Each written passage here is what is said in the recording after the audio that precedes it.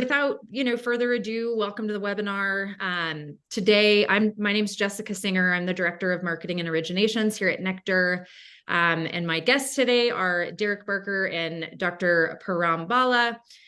Welcome. Thank you so much for joining us today. We are going to equip our listeners, our watchers, everybody who's logging into this webinar. And then of course you have people that register that just want the recording afterwards. This may not be a convenient time for them to join. So I'm sure they're really excited to actually check out the recording post webinar. So I'm super excited to host today. We're going to dive into the realm of wealth creation with a particular focus on how you can not only survive, but thrive really in any market condition. We're kind of in a world marked with uncertainty. There's a fear of economic downturns, kind of looming recessions, all the big scary things that, people are talking about. But there's a really cool quote that I heard from Warren Buffett that I always love sharing: be fearful when others are greedy and greedy when others are fearful. And I've actually heard a lot of people in this space, kind of reference that same quote. Today, we're kind of at the crossroads of potential adversity and really unparalleled opportunity. So really the question is not whether a storm is coming, but rather how well prepared are you to weather it and emerge stronger on the other side of that storm. So again, joining us today, as we have a few more people filtering in, is really a luminary in the world of real estate investments, Dr. Param Bala of Generational Wealth Capital, and then our insightful CEO here at Nectar, Derrick Barker. Together, the two of these experts bring together just a wealth of experience and knowledge, and they will help guide us through some of the intricacies of the market. And then throughout our conversation, we're going to explore key topics that are essential for success, not only for the remainder of 2023, but then well into 2024 and beyond. So let's go ahead and kind of break free from the shackles of this uncertainty, gain traction in building real wealth, and then join the ranks of those who really not only survive, but thrive in any market condition. So really just kind of at the intersection of where knowledge meets action and where your financial future is the primary focus, we are going to dive on into this really, really amazing webinar that we have prepared for you. Param, why don't you go ahead and introduce yourself, and then followed by that, we're gonna take a ladies first approach, just so that Derrick. We're gonna go ladies first throughout the entire presentation. So, Dr. Bala, why don't you go ahead and introduce yourself? Tell us a little bit about your background, and then Derrick will follow with you doing the same. Absolutely. Thank you, Jessica, first of all, for that introduction. I think it really summarizes the essence of what we're trying to do today. I'm so excited to deep dive into it. But before that, for those of you who don't know me, I'm Param Baladandapani. I'm a radiologist in Southern California, and I became financially free using real estate at 41. And I then built a community, Generational Wealth MD, for high-income professionals who are trying to accelerate to financial freedom so they can have more control over their time and income. We're at 10,000 strong. At this point, we have 10,000 members in our community.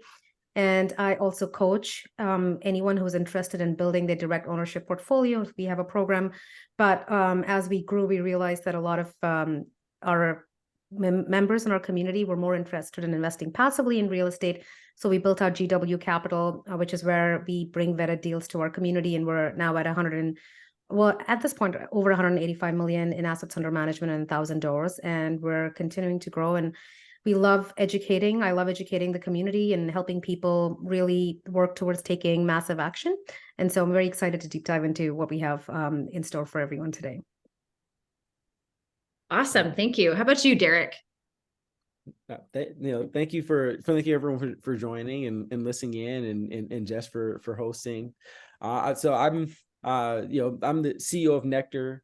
Before that, my background is really in finance and real estate. I started a finance organization when I was a freshman in college.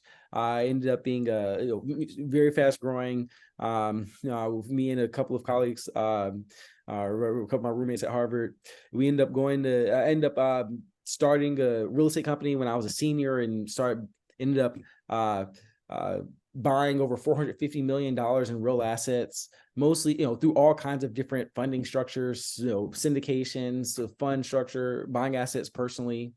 I also worked as a bond trader at Goldman Sachs, mostly trading, structured products. I did that for several years while I was building my real estate portfolio. and then ended up from 2013 on, I was full-time multifamily, primarily acquisition rehab specialist. And now at Nectar, we provide financing, mezzanine financing, mostly to professional real estate investors who have stabilized cash flowing assets. We give them liquidity, and we manage a fund that pays, it pays consistent quarterly distributions and backed by dozens of loans to professional real estate investors. I love it. It's really kind of a perfect combination with the two of you here, very diverse backgrounds and, a lot of pieces that complement one another very, very well. So throughout the webinar, we're going to talk about 4 key pieces of information. These are all very actionable insights that the two of you will contribute to and share throughout this webinar. You can see on your screen, for those of you who are tuning in, state of the market update and key insights for real estate investors. That's going to be kind of high level. We'll talk about that first. And then we're going to really dive into some of the benefits of investing in midterm rentals. Of course, some creative financing solutions for, portfolio expansions, and then also pivoting your investment strategy for today's market. Sometimes that's really important. You always have to kind of have that backup plan and know when to pivot. So we're going to talk, very, very deeply about that as well. I think first, just like understanding, you gave us your backgrounds, both of you did. Thank you for sharing those really great insights. I want to know, what are you doing that's different? And I'm going to kick that over to, Param first. So we can really just kind of talk through, what is generational wealth doing that's maybe different from everybody else in the industry? And then Derrick, I'm going to kick that same question over to you after Dr. Bala goes. Well, that's a good question, Jessica. I think just to give a little bit of background, the reason I really got into building the community and educating is that in 2019, as a physician, and you think that high income earners, we feel like we're financially savvy, we're doing the right things. But what I realized is I went through a rough career transition in 2019. I looked at my passive income numbers and I realized that it would take me another 17 to 20 years to get to the point where I'd be financially free. And that was very scary to me at that point, which is when I started really tapping into the benefits of investing in real estate. And I accelerated, and I was able to accelerate and get to financial freedom with almost like less than 18 months. That's when I started building out the community. And so a big focus when we're, with Generational Wealth MD, with the entire community is A, to make sure we're educating, and then B, to realize that real estate is all about personalizing things, right? So I don't think it's a one size fits all. And I believe everyone's approach is going to be different based on their risk appetite, their unique goals, and the resources available to them, which could be time and capital. And so a big part of what we do within the community and within the coaching program also is to help people personalize their real estate portfolio and pick the strategies that make sense for them. And I feel like it's very fluid. At a different point, you may want to shift. And so we provide resources so people can learn to invest in short-term, long-term, and midterm rentals, as well as multifamily, large multifamily, and try to cover all of that and make it comprehensive so you can pick and choose what makes sense to you. And that's a big part of what we do. So we have a high touch, smaller group coaching program, just to give people the ability to really tailor their approach to investing in real estate, which I think I don't see that talked about a lot. Oftentimes people have a niche and then they just talk about it, but I think giving people a diverse exposure becomes important. And even within the GW Capital, which is where we bring vetted deals to the community, again, our focus is highly on education, and we put out free content, free guides, due diligence checklists. But I think what we do within GW Capital is that we want our investors to, again, over there, be able to tailor their portfolio to meet their needs. And so we have market diversification, we have sponsor diversification, we work with strong operators in different markets so that people can, again, they have the ability to pick and choose what makes sense for them. And so I think the core focus is education and really personalizing how people invest, be that active in building your own portfolio or passively investing in real estate. And I like being able to give people those options. We have members who, some of them, they want to get $500,000 in tax savings in a given year, and so they go aggressively with short-term rentals while they're working full-time. And then we have others who are want to be completely passive and want to just, put their money into someone's deal, and they want to be able to vet it. And so we like providing opportunities to anyone, and I think that's what's unique about Generational Wealth MD and GW Capital, the ability to like pick and choose and to be educated so you know how to make those decisions. It's like a really great curated experience for them. That's fantastic. Really great insight. Thank you for sharing that. Derrick, you're muted, so go ahead and take yourself off mute and then tell us a little bit about what makes Nectar different. Not that I don't already know that because I work here, but I want to know from your words, what makes Nectar different? So, we have, two parts of our business, from the borrower perspective. So we make effectively mezzanine loans to professional real estate investors. These are people who, most of the time, this is what they're doing full time. They have between, say, $10 million and $500 million in assets under management. And we're specifically partnering with people who have low leverage, cash flowing properties. Typically, they'll have permanent debt. And a lot of times, this permanent debt has prepayment penalties, or will have low interest rates because they got the loans before this big run up in interest rates. And even if you have a portfolio that has a lot of strong cash flowing assets, the assets are illiquid. You'll have a lot of equity there, and you'll have cash flow that kind of trickles in. But sometimes there are opportunities where you need larger lump sums of money for pursuit costs, to buy another deal, or to finish a renovation that's gone over budget, for instance. There are all kinds of capital needs, and we provide liquidity for these sponsors by giving them 1 to 5 year loans based on the cash flow coming off of their stabilized properties. And so that's different from other people in the market because we don't have a first mortgage. It's not a first mortgage, and it's not equity. We're senior to equity. Okay. So we're in a more a higher priority than their equity investors. But we don't get any of the upside. So from a borrower's perspective, that you get to keep all your upside and just gets access to the liquidity or the equity that you have in your properties, and you can use it for whatever purpose you need. So that's on one side, incredibly flexible capital. Incredibly fast capital. We can get closed in 7 to 14 days typically. On the other side of the business, we're financed via a fund and a credit facility. But mostly our fund is backed by several dozens of investors, and we are able to provide quarterly distributions every quarter. Decently high yields, but typically between 12 and 14% yields, depending on typically the size of your investment. And every quarter, stabilized distributions backed by a portfolio of low leverage cash flowing assets. And then across our portfolio, the leverage is about 50% for the underlying properties. And this is a way where you can get high yield income without having to take individual property risk and you're senior to equity. It doesn't have the same returns as if you were to buy a property and you get all the upside. But every month you're getting stabilized. You're getting a cash distribution that you can kind of take home and live off of or reinvest, which is what most of our investors do. So those are the primary things that make us a little bit different on both sides of our business. Awesome. It's very, very insightful. I love hearing, about the multitude of, kind of different parts of the business. So let's move into, it's just talking about the current real estate space. I kind of would love to provide the guests with, latest insights, intelligence, the things that are vital for real estate investors to know today. Like knowledge is power, right? We don't know what we don't know.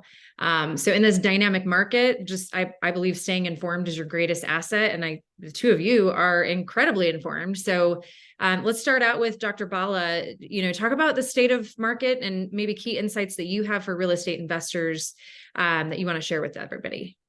So Jessica, I want to start off with what you actually talked about in the beginning, where you said one of Warren Buffett's quotes is, be counter-cyclical, right? Be greedy when others are fearful and fearful when others are greedy. The truth is that there was more risk in the real estate market, say in 2020 and 2021, and possibly even the first half of 2022 than there is right now. And it is true that fortunes are made in downturns. The sad part is that market psychology works opposite, counterintuitively. So when there is less risk, that's when people are the most fearful. So I'm happy to go down, the list of what I see, in terms of market fundamentals, the good, bad, and the ugly. So we can break it down and really use what I like to say is data over drama. Because if you look at clickbait, it's all, oh my God, it's doomsday scenario. But the truth is, we're actually in a part of the market cycle where we've seen corrections in some markets. And let's look at the data. The data really doesn't, it points more and more towards a soft landing. And so I think as investors, we should use that information to our advantage and really try to tap into the opportunities that exist in the current market. So I want to start off with, let's start off with the bad, right? The bad is typically, we all know what happened. We had massive inflation because of money being pumped into the economy. And then the way the Fed controls that is by raising interest rates. And so we've gone into a scenario where interest rates have gone, well, they seem like they're crazy. We're, probably at for a conventional mortgage at about a 7 to 8% in terms of 30-year mortgages, and that seems super, super high. But the honest truth is that that's because it's relative, and people are comparing it to the 2 and 3% interest rates we were seeing even till I think was it the beginning of last year is when we were seeing that, right? So it's relative, but in the big grand scheme of thing, interest rates are close to their long-term averages. That's where we are. When I started investing, I think it was in 2014, it was 5% is what interest rates were at, right? And that was just the norm. And so interest rates aren't historically very high. They were at about 18% in the 1980s. So we're really not anywhere close to it. And the Fed seems to have plateaued. I think that we didn't have rate hikes the last 2 times. It looks like we're going to stay in a hold period for a little bit. And that's because inflation definitely is under control. It's gone down from its peak at 9% to, I believe it's 3.7% is where it has landed the last couple of months. And inflation being high necessarily is a positive thing for real estate investors because we hold real assets. So home prices are going up and rents are going up when inflation is high. But it is getting under control, and interest rates will... So I guess the question is, and I always say, we don't necessarily care as much about best case scenario. We, as investors, we want to look at worst case scenario and plan for that. Then you're secure.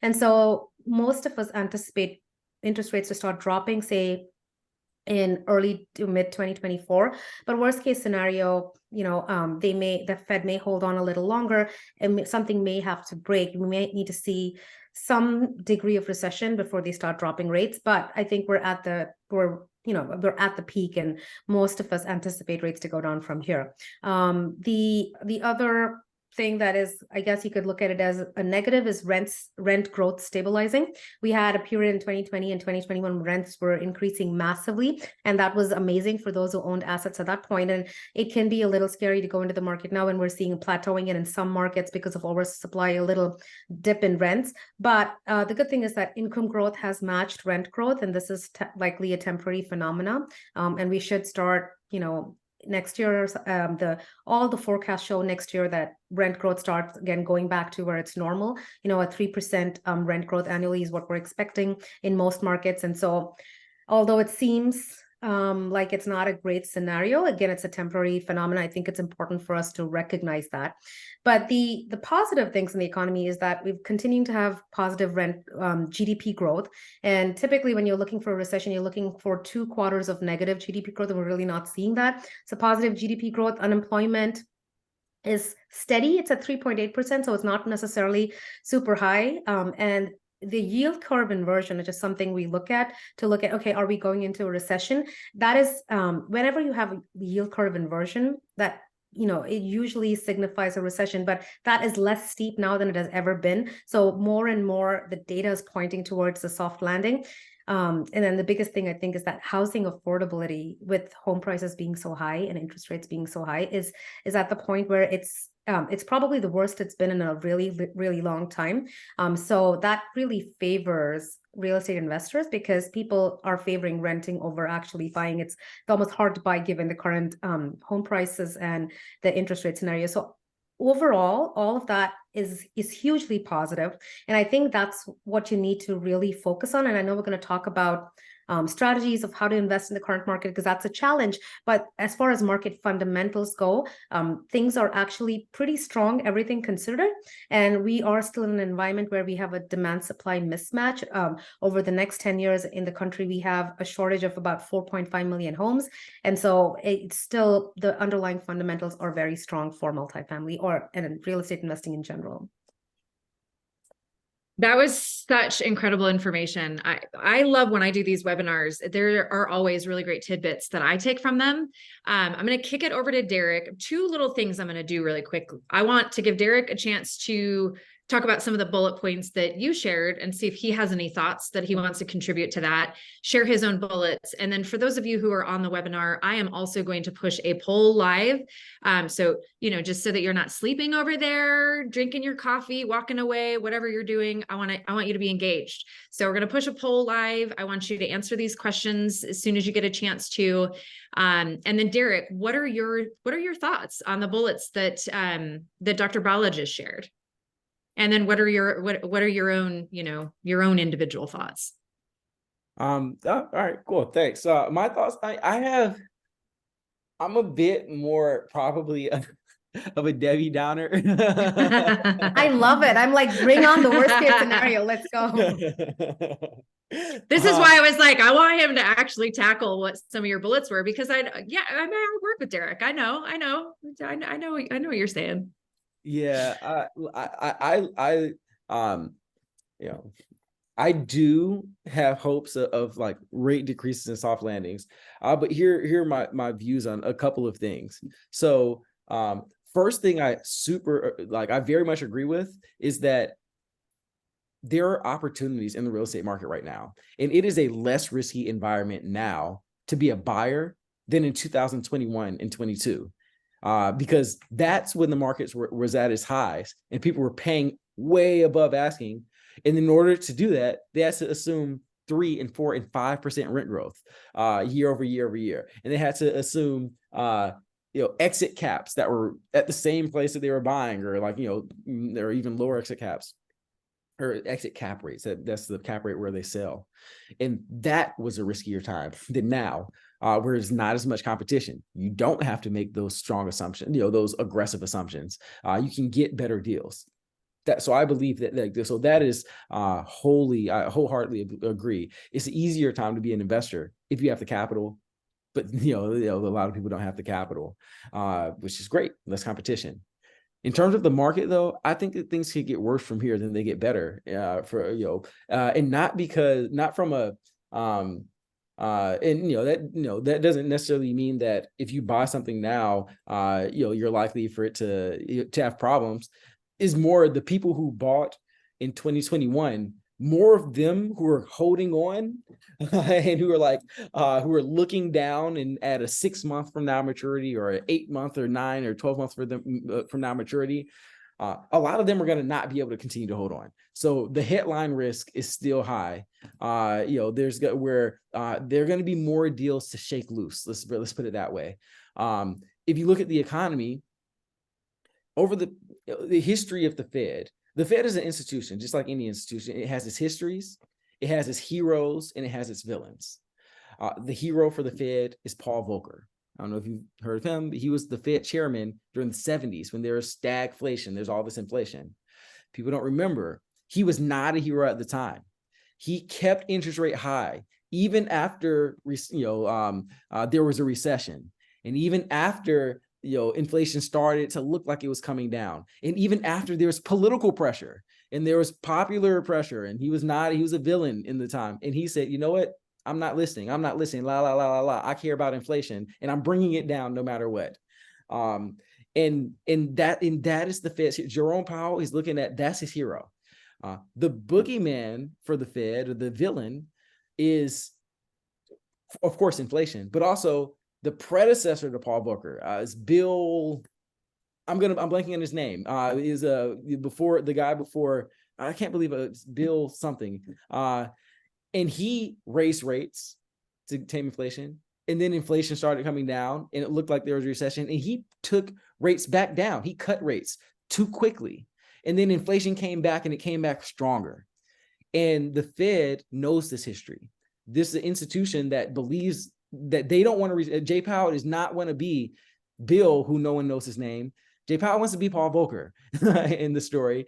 And so I believe that he's going to keep rates. He's going to do what he's been saying over and over again. I'm going to keep rates high until I see proof that inflation is lower. And he's saying there will be pain in the market. And I believe that that's going to happen. There will be pain in the market. If you look back at the last several interest rate hikes and then recessions that followed, on average, they followed 10 months after the hiking has stopped. So we're still not there yet. We still hasn't been 10 months since hiking has stopped. And it takes time. It takes time for the banks to, the banks are borrowing at these rates. So it takes time for the banks to pull back and to raise their rates. And then the people who would borrow to not borrow. And those people who didn't borrow to have their businesses, not invest in growth, and have that not investing in growth translate into layoffs or less income, and have that translate into lower aggregate demand, and have that translate into recession. Like, there's a lot of steps that has to happen. It's an indirect, and it just takes time. And I think that we're going to see that. Like, we just haven't seen. It's a big and complicated economy, and it takes time for things to work through. And that's just the reality of the situation. However, what you do see now is liquidity is dried up. You see, because people are worried about this, and there are not as many bidders on real estate properties. And there are people who have high leverage deals with mortgages that are coming due soon, and that had aggressive assumptions when they were doing their deals. And those people some of them are going to feel they're going to take losses. They're just going to take losses. However, there are also people who are prudently levered properties, who have good cash flowing assets that they don't need rents to go up. They have rents where they're already stabilized, and they're going to be able to service their debt no matter what. And they're going to be in the strongest position to take advantage of the market. And they're going to be the people who, when the deals are shaking loose, they're going to be the people with their hands out catching these beautiful deals that 5 years from now you're going to look back and be like, wow, you got those deals at that price. And that's what we're going to see in the market. There are a lot of people out there. Our customers, the people who we lend to, are the people who have those properties that are low leverage, that are prudently leveraged, that don't need the aggressive, rent increases, who don't have short-term debt that's about to come due, with high balances. And, and it's just what we're going through is just a traditional standard deleveraging. It's the same thing has happened over and over again. There's some quirks. Nothing is exactly the same, but human nature is exactly the same. And the excesses that have happened in bubbles past, going back, probably from the beginning of time, because human nature hasn't really changed. This happened, and it's going to shake out, and it's going to be better for the market. It's going to be good because people. You talk about generational wealth. There are a generation of people who haven't had the opportunity to pick up cheap properties in a recession. And that's not something that that's been as available. Well, now is the time to pick up properties in a recession and get these generational deals that you can look back on and say, oh, wow, I have this great performing property. Oh, I picked that up back in the recession of 2024, or back when there was, wasn't liquidity in 2023. So that's what I think is going on. And I think it's a great time to be putting money to work. It's a great time to have capital and have cash and dry powder available to get into special situations. And they're trickle now, but there's more to come. Super, super insightful. You're making me wish that I just had boatloads of money that I could infuse into, doing the same thing. This is really incredible opportunities. We're going to talk a little bit about, surprising benefits of investing in midterm. We've touched maybe a little bit on, all sorts of other surprising benefits for all sorts of other reasons, but let's talk specifically about midterm rentals and maybe shed some light on a strategy that has proven to be, really kind of a game changer for a lot of savvy investors out there. So Dr. Bala, I'm going to kind of kick this over to you. And then in the meantime, right as we're getting ramped up to, kind of talk through these topics, if anybody has any questions out there, make sure you post those in the Q&A. We will tackle those questions as they come in. So please ask away, ask all the questions you'd like, and we will get to those as we see them come through. Dr. Bala, over to you. Sure. First of all, I want to address what Derrick said, and I feel like we're on the same page, Derrick. I completely agree with you. So the distress that we're going to see in the market in 2024, like you said, is going to be from a lot of the deals that were acquired in 2021 and the first half of 2022, when they didn't anticipate these rate hikes and they had that short-term variable rates on those properties. And so we are going to see that distress over there. And I do agree with you. Like, if we're thinking worst case scenario, anyone who's underwriting at this point has to underwrite for rates staying high for a year or maybe even longer. Like, if that's part of your plan, then you're being very safe and conservative in terms of what you're writing. And I think this is what the people who've been talking about worst case scenario have been saying for over a year now. The economists and lending institutions have been talking about this being another period of stagflation where, you know, the rates may not necessarily come down as soon as we anticipated to. So that's a very, very valid point. But I think as we're segueing into midterm rentals, I think the question for most investors, most people listening here, is going to be, okay, well, is there a strategy to make numbers work in the current environment where prices haven't, at least in the single family space, they haven't necessarily corrected as much as we would expect them to given the high interest rates? And that's because a lot of people have locked in these low rates and they really don't want to, like, you know, exit. So transaction volumes have stayed super low, which means home prices are high, interest rates are high, and people are running numbers and saying, okay, wait, the numbers just don't make sense. And so the way I like to break it down is to say there are essentially 5 ways of doing it, and midterm rentals is one of them. So I'm going to do a high level, okay, these are the 5 ways we as a community are investing right now and still making sense of the numbers. And the first one, the big one, is always going to be debt, right? You want to make sure you have the right kind of debt. And that's what Derrick has been talking about a lot. And, you know, when you talk about your assets that are low leverage, cash flow heavy, that's like super, super important, even for someone going into a deal, or if you're trying to, you know, lend to a deal and you're trying to assess risk, looking at the debt is going to be super important. So properties with fixed rate debt, assumable debt, creative financing. And, you know, I think both of us had those points in there. We didn't really get to touch upon it, but seller financing, you know, assuming your the debt, because right now that debt itself is an asset that the seller has. Those are options. Going in with lower leverage, again, Derrick mentioned that is going to be super important. So those are all things you do from a debt perspective.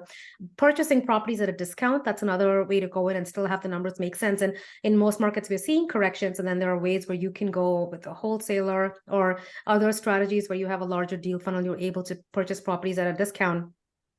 Another way to really make the numbers make sense in the multifamily or single family spaces, when you are going in and rehabbing properties and creating that additional value and creating excessive cash flow, higher cash flow, right? Really boosting your cash flow and boosting your equity in the property, or really tapping into tax strategies like our, you know, members in our community do with short-term rentals, where your ROI now is significantly higher. That's something you have absolute control over. You go and you get 6 figures in tax savings. That's boosting your ROI immediately. So although the cash flow may not be as attractive, you've now figured out a way to make the numbers make sense, right? So those are strategies that you tap into. But then another way we've seen a lot of members in our community really make sense of the numbers right now is shifting from a pure long-term rental strategy. And I say this to be very honest, you need to have you need to work like an entrepreneur if you're trying to get into midterm or short-term rentals, because it's a whole different ballgame. You need to run that as a business, and you need to run it effectively in the current market, especially. So I don't take this lightly, but a lot of our members who are committed to doing this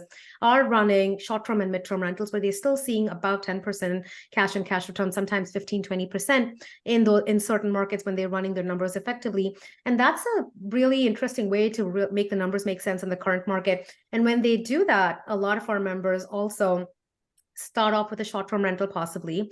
And if you run it in the first calendar year as a short-term rental and you meet certain criteria, you're able to get you know, sometimes people get multiple 6 figures in tax savings because of running that property as a short-term rental, even when they're working full-time. They're getting that. So whatever they put down, they put 10% down on a property, they get the entire amount back when tax time comes. And now you have a property that essentially has no capital left in it. So you're recycling your money, but it's cash flow heavy, right? And then the following year, they kind of combine that with a midterm rental strategy, where even with midterm rentals, we are seeing, I mean, I live in Bakersfield, California, and some of the members of our community use the midterm rental strategy in Bakersfield, Central Valley, California. And you could purchase a property for $400,000. And if you're running it right, you have your systems in place and you're automating it, this could be a very passive way to get up to 6 figures in gross revenue from that single property. Where if you were charging, say, $2,500 in rent for that property as a long-term rental, you could get up to $10,000 a month for a midterm rental. So that's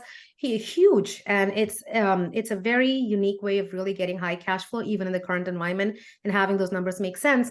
And then if you're combining it with the short-term rental strategy, sometimes you're able to tap into, like, a lot tax savings that essentially give you infinite returns from the first 6 months, right? You've pulled all your cash flow out.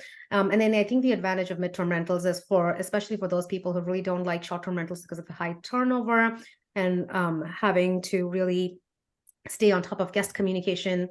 Midterm rentals are there, especially when you're targeting, insurance displaced families. It's a way to provide housing to a family that really needs it, but a way to keep it super passive for you in your portfolio and still generate those high returns. So I think it's one of the strategies that actually makes sense in the current environment, and something I think, if that's something you're considering, then definitely deep dive into it. And it makes a lot of sense. We had a question come in while you were talking that, was really actually like even a question that I was thinking. What do you, Dr. Bala, consider the difference between a midterm rental and a long-term rental? Just so that everybody knows when we're talking about midterm, like what specifically? Yeah, that's a great question. So I'll start off with short-term, midterm, and long-term because it makes sense. The IRS, and I would say, well, let's look at it from the IRS perspective, right? Because for most of us, we're looking at it from a tax perspective also. So for something to be classified as a short-term rental, according to states, I believe it's anything less than 30 days may be considered a short-term rental.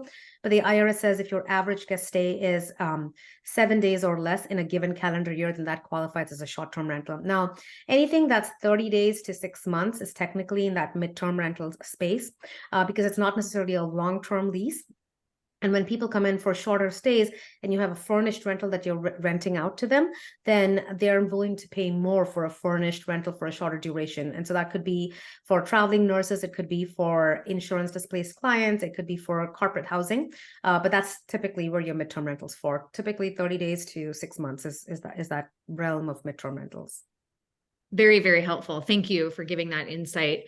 Derrick, why don't you tell us a little bit about your, the benefits that you consider for midterm rentals? So they're slightly different, but, maybe there's a little bit of overlap there.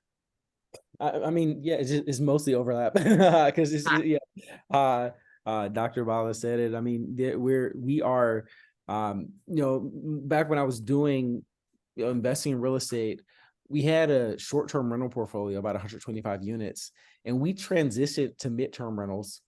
We were mostly doing co-living type things. Most of these were 3 to 9 month rentals, and it was not that much less money, but there was a little bit less money. But the amount of turnover is just it's incomparable. There's less wear on your property. Even outside that, even if it's similar wear on your property, it's just less operationally intense. There's fewer people to coordinate because if in 1 week doing short-term rentals, you might have 3 guests that you have to just deal with. People take time and effort and resources. Where if it's midterm, you're going to be making a little bit less money, but it's just a lot less work. And you still make good money. And also you could say it's less risky because, the longer term leases. So it's not, you don't have just a fast, income goes to zero, which happened at COVID with short-term rentals. I don't know. They're pros and cons on the risk because, sometimes midterm rentals, you can also have people who, depending on the state, there are different laws. If someone stays, then you have to evict them. And that has own complications, but still, I say unbalanced, you're probably talking about better risk adjusted returns because there's probably less risk with midterm rentals. On balance, similar though, and a little bit less money, but a lot less work. Love it.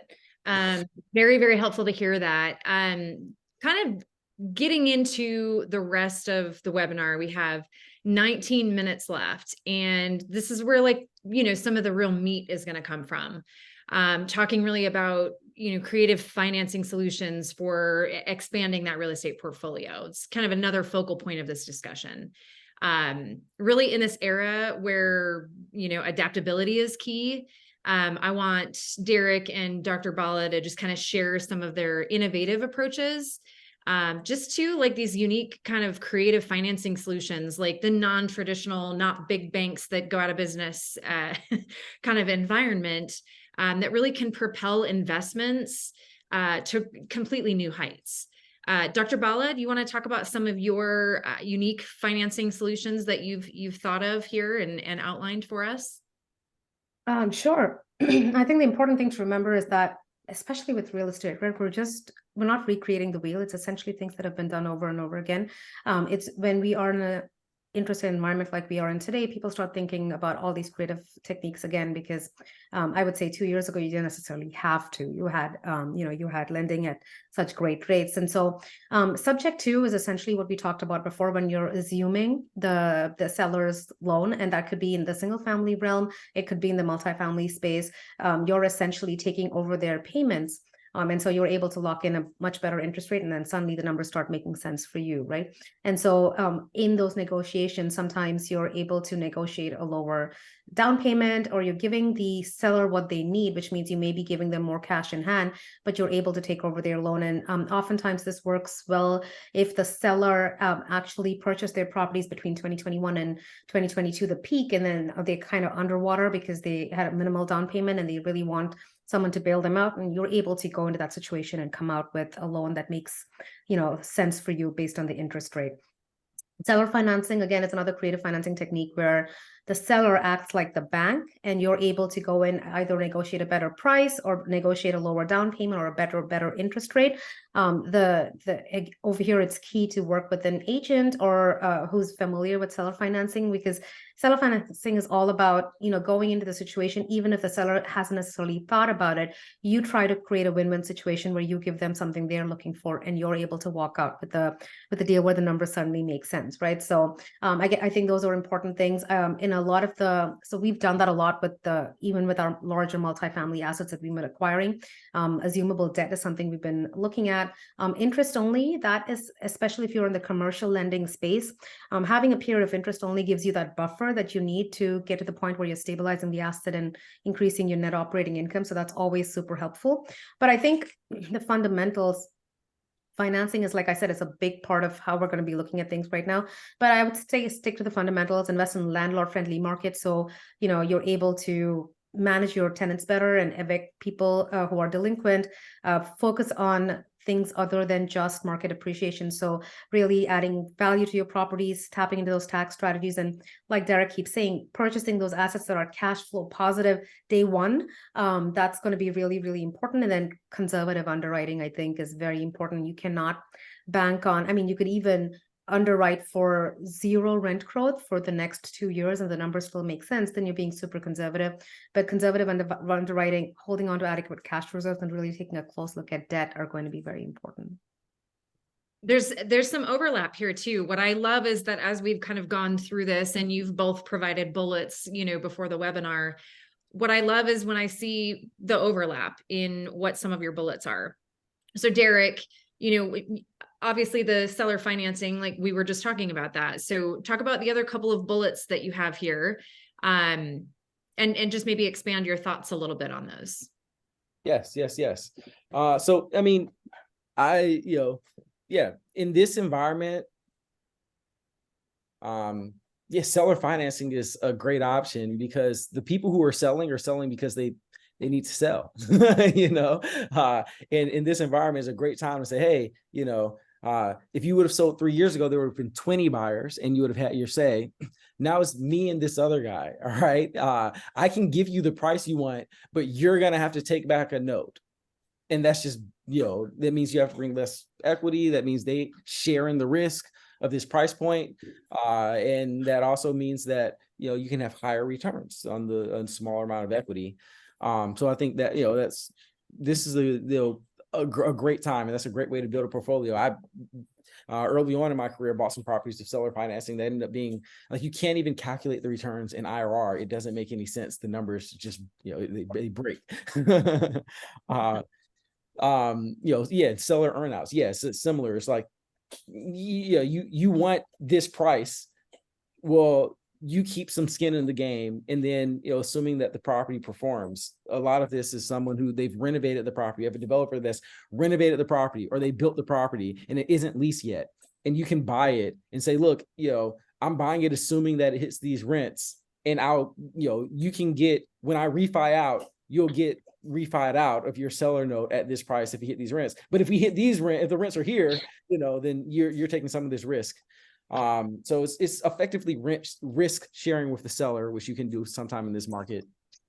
And then, I started Nectar for this type of environment, to give people who have equity in their properties liquidity. And so now is a perfect environment where if you have cash flowing assets, we'd love to be there to provide you liquidity that you can use to finance new acquisitions, or leveraging your existing assets, your existing portfolio, to get the liquidity at a time where liquidity is at a premium. We can go in and punch above your weight from an acquisition perspective. And I think more, even more crucially to that, is tackling the challenges of, the listeners and everybody who's on the webinar, their actual investment strategy, pivoting for today's market. It's ever evolving, right? Adaptability and foresight are going to be the hallmarks for every successful investor, I believe. So would the two of you share maybe some actionable insights on how to position yourself for success in this type of an environment? Sure. I think we kind of went over a lot of this. We talked about the different strategies, how you can pivot your strategy, and how financing is going to be key. So what I'm going to do instead is maybe share some resources, because I think the most important thing is educating yourself. I think another one of Warren Buffett's quotes is, risk is when you lack knowledge. I mean, I think I'm paraphrasing over here, but the most important thing you can do is really educate yourself. And so I think if you're investing passively in multifamily, then I think you should be able to really de-risk the deal. And Derrick kept saying this, and I love it when people talk about risk and returns, because I think sometimes when investors look at real estate deals, they're just looking at the returns, but you really have to look at them together. And how do you really de-risk your portfolio? Because this is not a time to go in and, because you can't just jump in and buy anything and expect the tide to rise and your rents to go up. So you have to really be cautious about what you're getting into. So we came up with a guide to really help anyone investing in multifamily vet the deal, have a due diligence checklist. It's generationalwealthmd.com/guide, and it's all lowercase. And it really helps you walk through, how do you vet a market? Because picking the right market is going to be crucial. Picking the right deals and working with the right sponsors is going to be critical. So I think that's a great resource if that's the strategy you pick. And if you're thinking of shifting strategies and you're thinking of doing rehabs, or you're thinking of doing midterm or short-term rentals instead of long-term rentals, just to get those tax savings, etc., then I would recommend using a calculator to actually run your numbers, because it's not okay to gestalt numbers anymore. It's not okay to say, well, I'm factoring in PITI, which is principal, interest, taxes, and insurance. You really need to run your numbers for vacancy and property management, and make sure you have a real understanding of how much cash flow the property is going to throw out. And so if you go to generationalwealthmd.com, the resources section, we have free calculators over there for long-term and short-term rentals. And we talked about midterm rentals. You can use either calculator actually for a midterm rental. And when you really run your numbers and you're super conservative over there, like we said, conservative underwriting, you can stress test your deals, reduce your rents and your occupancy, and increase your vacancy, reduce your rents, and see if the numbers still make sense. I think that's going to be very important. If you're looking to invest in the current market, that's going to be critical. Will you share that web address again? That's a really, really helpful resource. I think, people can really leverage. Sure. It's generationalwealthmd.com/resources. If you just go to generationalwealthmd.com, the website, and you go to the resources section, the guides over there, there are free calculators over there, and there's a free ebook that talks about some of these strategies I've been talking about. And I think educating yourself is going to be very critical right now. All right, awesome. Anything you want to add to that, Derrick, as far as pivoting your investment strategy? In environments where interest rates are higher, current cash flow is more valuable. So we talked a lot. I agree. We did talk a lot about this, but I'd say now's the time where you can get into deals where you can underwrite. Hey, I want to underwrite so that when I buy, it's going to cash flow like now and not, or it's cash flow as soon as we're in like the foreseeable future or like at acquisition. And the pricing should be there. And that, now, and if not, that's cool. Then you just have to have more, bigger discounts. Because the interest rates are higher, it's a stronger discount on cash flow. So I say that, and yeah, when we right now we're investing in the form of making loans to people, and that's what we're looking for. In this environment, you can get those deals. We had a question that came in. Thank you for adding that too. And yeah, we definitely talked about that kind of throughout the entire webinar, just pivoting and, overall strategies. The question that came in is, how do you address the risk of overstayers? And this is related to the midterm rentals section that we talked about. How do you address the risk of overstayers and practical eviction restrictions in various jurisdictions? Because with STR, vacation rental space, you are protected by hospitality laws. And then with long-term rentals, you're protected by the lease agreement. So what are your protections for the midterms? So you're absolutely right. With the STRs, if you have someone who's staying less than 30 days, typically in most states, they don't have an established tenant relationship. So you don't even need to evict them. The sheriff or the police can just walk them out of your property. That's all that needs to happen. Now, and that's why I think I mentioned this is picking landlord-friendly states to invest in. And so if, especially say in California, which is tenant-friendly, if someone stays for greater than 30 days, they've established a relationship as a tenant in that property. And now you have to go through this extensive process where if they decide to not abide by the terms of the lease or they overstay, you have to go through a formal eviction process, which can be painfully drawn out. And so picking landlord-friendly states becomes very critical over there. And then I know with some of our members, they, in addition to, even if they're using Airbnb or Zillow, they have a lease agreement drawn up that is signed and that they hold on to, and they have security deposits. So those are ways that you make sure that you're protected. But I think the key is going to be to invest in landlord-friendly states where evictions can take a few weeks as opposed to a few months. Very, very helpful information. Thank you for answering that question. I want to just open it up. We're kind of like 6 minutes we've got left. And I just want to make sure for those of you that are on the webinar, if you have any questions at all, I want to make sure you have a moment to ask. You can raise your hand and I'll unmute you and you can actually ask a question live, or if you are so compelled, you can actually put your question in the actual Q&A box at the bottom of your screen. If you just hover, you'll see a little Q&A section. We'll give it about a minute. And if we don't see any questions at all pop in there, then we will just wrap up and give everybody the last couple minutes of their day back.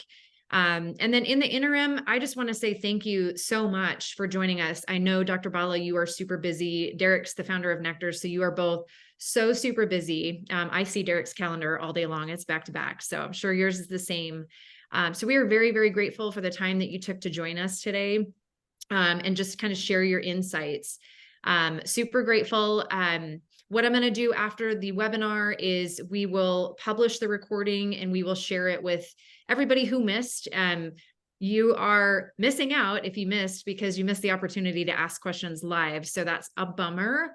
But the great news is that the slide on your screen, if you have additional questions, you can reach out to Derrick directly, or you can reach out to Dr. Bala directly. Really great resources on both Nectar's website and on the Generational Wealth website as well. So please make sure you check out both websites, reach out to these experts that you see here today. They are a wealth of knowledge. I have learned so much on this webinar, and really just in the last conversations we've had preparing for the webinar. So thank you again so much for your time.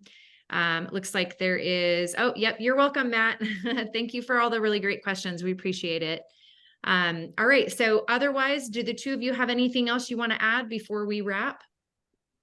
No, I think I had such a fun time having these discussions, Derrick. I completely agree. Honestly, although it feels like we're on different parts of the spectrum, I completely agree with everything you said. It was a very fun discussion. I'm glad we had the opportunity to discuss it. Likewise. Thanks for nice getting to chat with you and talk about the real estate market. You were both fantastic. Thank you so much. Anybody that wants this presentation, if you want the slide deck, you can email me, jess@usenectar.com, and I will just email it to you personally. There's a lot of really great tidbits in there. So let me know if you want that, and we hope to talk to you all soon. Thank you so much and have a wonderful day. Thank you, Thank you guys. both.